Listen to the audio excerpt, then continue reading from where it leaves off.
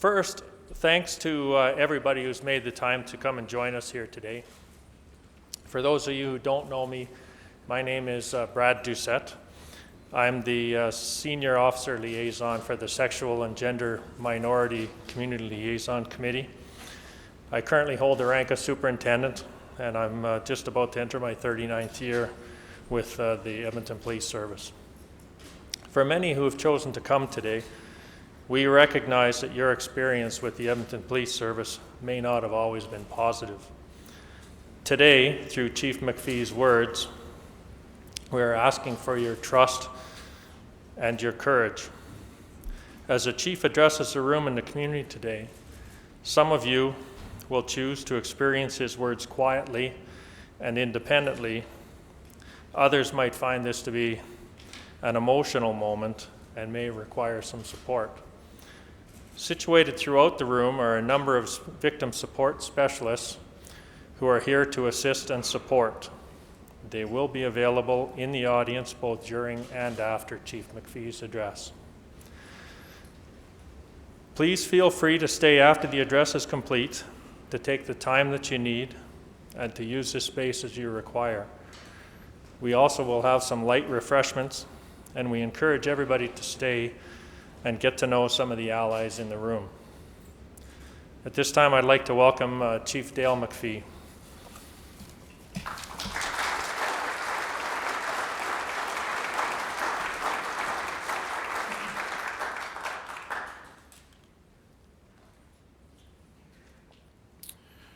First of all, thanks, Brad, and thank you for the great work on behalf of the Edmonton Police Service to getting us to today.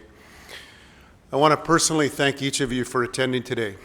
I would like to take this opportunity to acknowledge that the land we are gathering on today is in Treaty 6 territory, traditional home and meeting ground for many Indigenous peoples, including the Neha, the Dene, the Nistapi, the Métis, the Papachis, the Nakota Sioux peoples.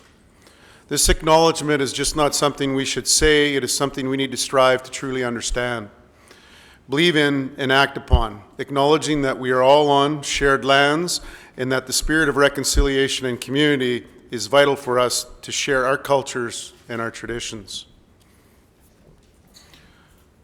For all the complexity that we see in policing, there are expectations and standards in the delivery of our service that are simple and clear. Within any community, a police service has crucial power and influence, and therefore an obligation to use both to help build a strong, cohesive, and safe community for everyone.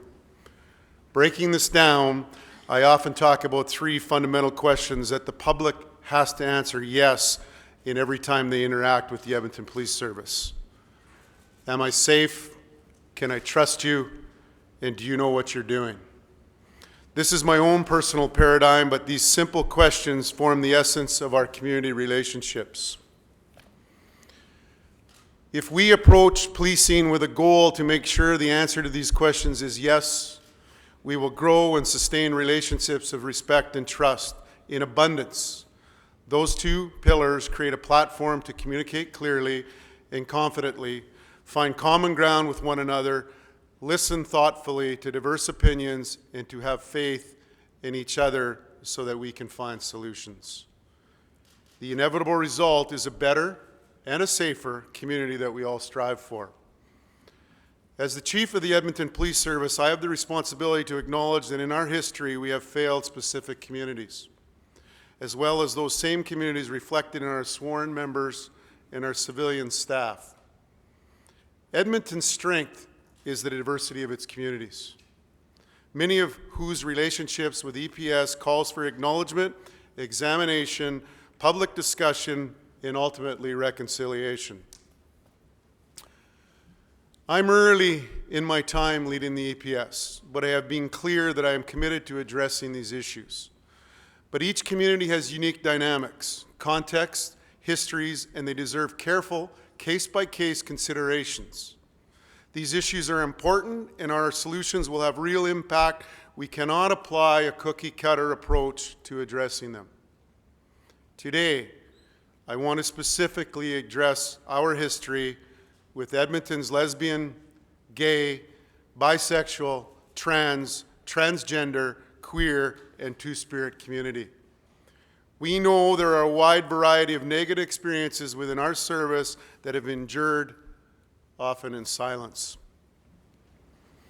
EPS history with sexual and gender minority has been marked with discrimination and marginalization facilitated by then active but now discarded laws. Many people in this room will immediately recall the raids, the mistreatment during arrests, and even public shamings. These are just a few known and visceral examples. We know there is much more in the history of our service that is unnamed, unheard, and underground, that we don't fully understand to the full extent of our impact on this community within itself. Reflective of just how vulnerable this community has been, this often occurred in plain sight, and as a protective service, we played a part in perpetuating that.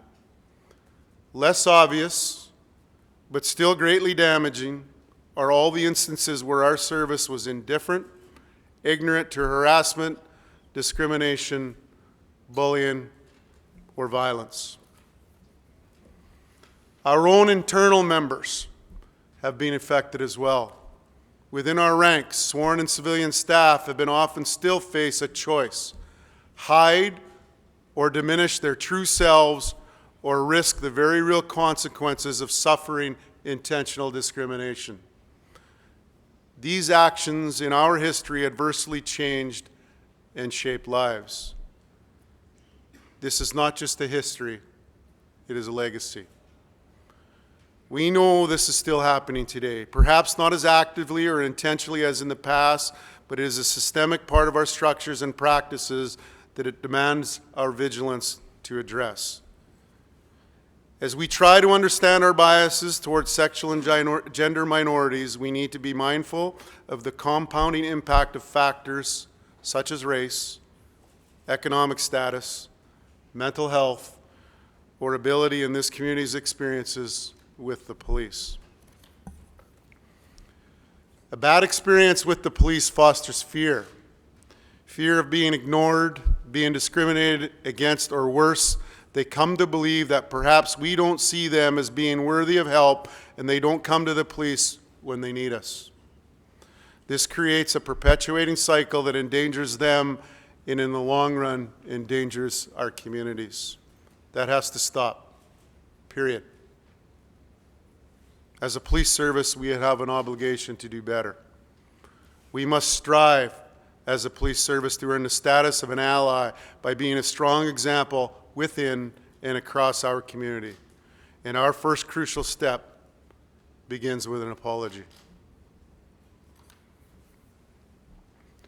To the members of the lesbian, gay, bisexual, transgender, queer, and two-spirit community, both across the public and within our service, on behalf of the Edmonton Police Service, I am sorry. We are sorry. These actions cause pain, they erode trust, they create fear. They cause members of the public and our service alike to feel unsafe on their own streets, in their workplaces, and sometimes in their own homes. These actions raise yet another barrier for our lesbian, gay, bisexual, queer, transgender, and two-spirit communities to their fundamental right to simply be who they are.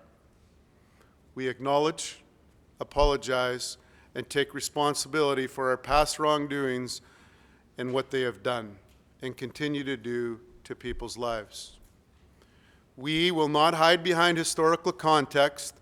What was once permissible can no longer be condoned. As a police service, our behaviors have not always aligned to our obligation to build a cohesive, welcoming, and safe community. Our apology cannot erase what has been done, but it clearly can be a beacon to move forward from. As Chief, I want to make it abundantly clear to the Edmonton Police Services committed to standing against homophobia, transphobia, and any other kind of marginalization, shaming, disrespect, or hate. We will not tolerate it within our community, within our own organization, and certainly within our city. let's be clear. This is not behind us. There's a lot of work ahead. We need to face it honestly and be prepared to work it thoroughly.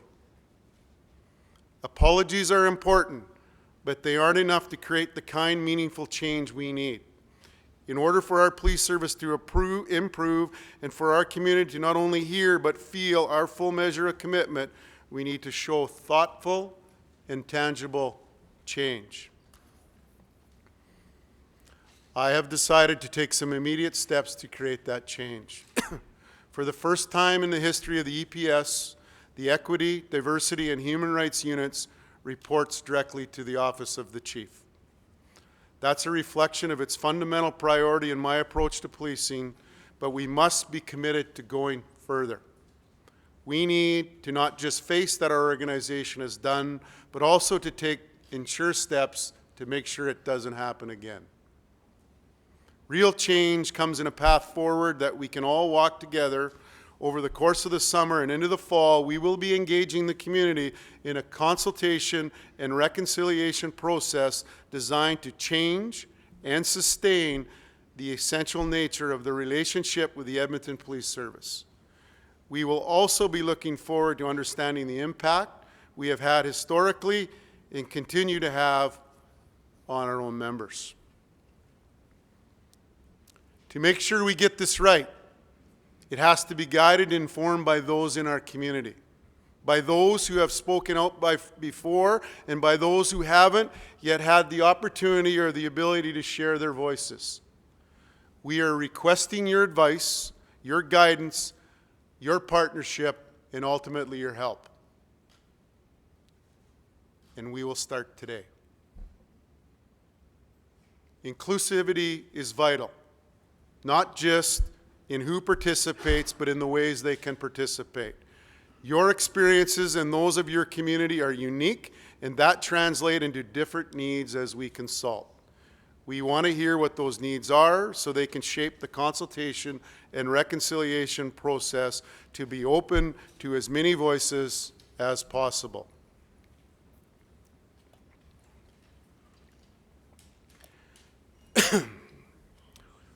We will listen intently.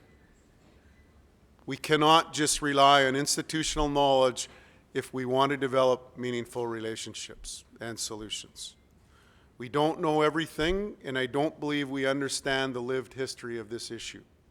Anyone within this community who wants to speak with us should be able to, whether in person, anonymously, in a group, or by proxy. However, they need to feel safe and supported. We must provide safer and constructive spaces and constantly check in to ensure people are able to share their experiences and their impact the EPS has had on their lives. We need to allow people to tell their stories, their way, creating room for emotions, honoring the reality and impact of their experiences. We want an unflinching understanding of those experiences and how they've shaped your lives. We're going to be focused on solutions. Our commitments can't stop at listening. While understanding lived history is important, we want this community to help define our way forward to build a productive and sustainable relationship.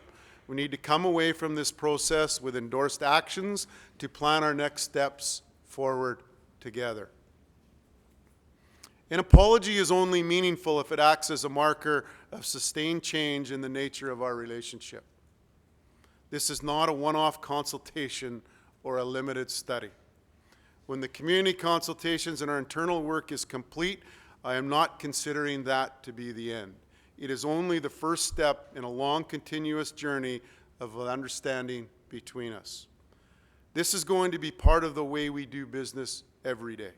This is the opportunity to expand our understanding and explore solutions with this community so we may take these steps forward together and build on the relationship of inclusivity, mutual respect, and the trust that we all desire. Make no mistakes, we are not going to be perfect.